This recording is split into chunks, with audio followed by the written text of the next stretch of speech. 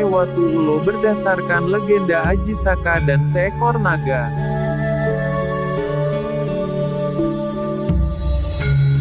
Watu Ulo adalah sebuah pantai di garis selatan wilayah Jember. Letaknya berdekatan dengan Pantai Papuma.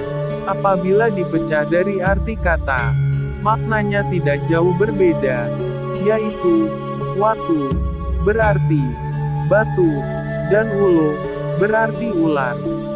Hal ini dikarenakan di pantai tersebut memang terdapat gugusan batu menyerupai ular. Gugusan batu ini bermula dari pantai, lalu memanjang dan menjorok ke laut. Panjang yang menjorok ke laut mencapai 500 meter, sedangkan yang terpendam di pantai dirumorkan mencapai hutan di sekitar pantai tersebut. Besarnya pun tidak diketahui, namun, menurut pengakuan beberapa orang, ujung yang menjorok ke laut berlubang seperti gua dan menciptakan pusaran air yang sangat kuat. Siapapun yang jatuh dan terbawa pusaran air ke dalam rongga Watu Ulo ini tidak bisa selamat.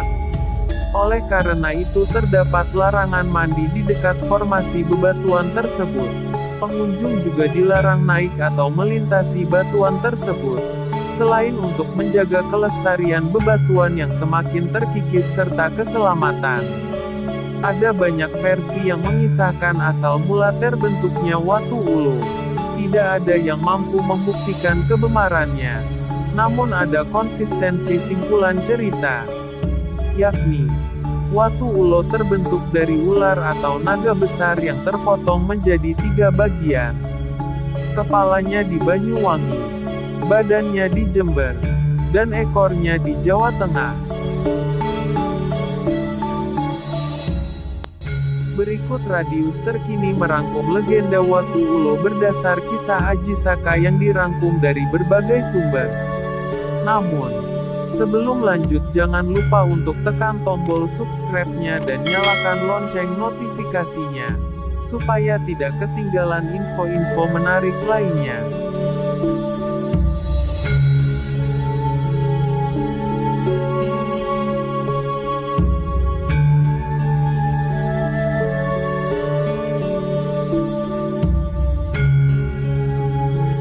Pada zaman dahulu datanglah Aji Saka ke tanah Jawa, di negeri Medang Kamula.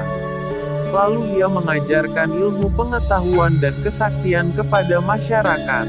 Saat tengah mengajar, ilmunya didengar ayam yang sedang mencari makan di bawah pondok perguruannya.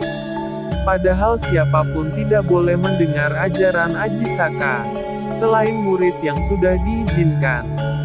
Akibat mendengar mantra-mantra yang diajarkan Aji Saka, ayam itu mendadak bertelur dan telurnya amat besar. Tidak seperti biasanya. Yang lebih aneh, telur itu menetaskan anak naga raksasa, yang mampu berbicara seperti manusia. Melihat induk ayam membesarkannya seorang diri, naga kecil itu menanyakan siapa ayahnya. Hingga suatu hari penduduk memberitahu untuk mendatangi orang sakti bernama Aji Saka jika ingin tahu siapa ayahnya.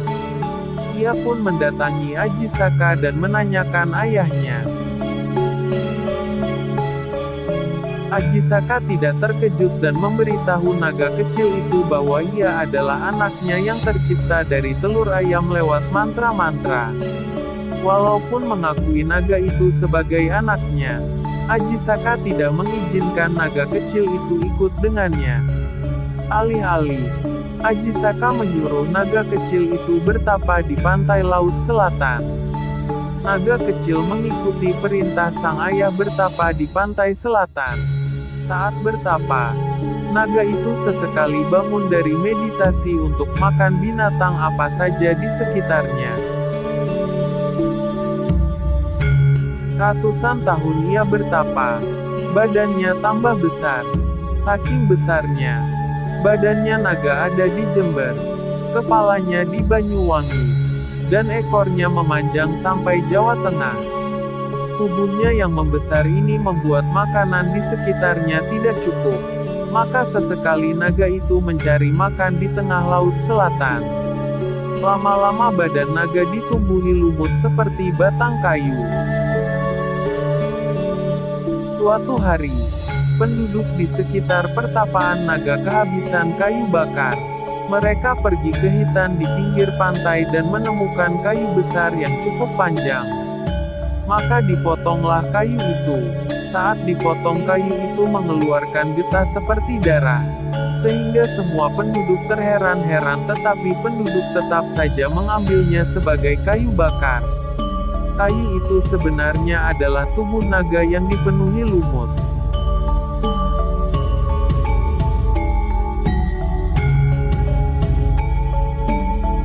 Sampai sekarang naga yang telah besar itu masih bertapa di pantai laut selatan. Tetapi tubuhnya tidak lengkap lagi karena dipotong penduduk untuk kayu bakar. Tinggal kepalanya ada di Banyuwangi, badannya di pantai selatan Jember, dan ekornya di Jawa Tengah.